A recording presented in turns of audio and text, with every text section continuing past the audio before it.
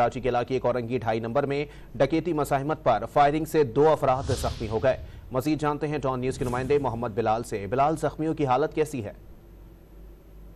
जी बिल्कुल, देखिए कोरंगी नंबर 2.5 बाकरी पंप के करीब नामालूम मुलजिमान की फायरिंग से 2 अफराद जख्मी हुए थे, जिन्हें तिब्बी इमदाद के लिए जिला अस्पताल मुंतकिल कर दिया गया है। जख्मियों में 20 साल अब्दुल रहमान और 25 साल अरसलान शामिल है।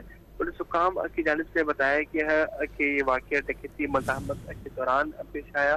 मुलजिमान की जानिब से इन्हें रोकने का इशारा किया गया। ना रुकने पर मुलजिमान की जानिब से फायरिंग की गई और फायरिंग के नतीजे में दोनों जख्मी हुए हैं। दोनों की शनाख्त जो है वो अब्दुल रहमान और अरसलान के नाम से कर ली गई है, जिनकी जो हालत है वो अस्पताल ज़राए की जानिब से कहा जा रहा है कि खतरे से बाहर है। जबकि जो पुलिस हुकाम है उनकी जानिब से ये भी कहा गया है कि अतराफ की CCTV फुटेज हासिल की जा रही है और मुलजिमान को जल्द गिरफ्तार कर दिया जाएगा। जी, बहुत शुक्रिया मोहम्मद बिलाल अपडेट करने के लिए।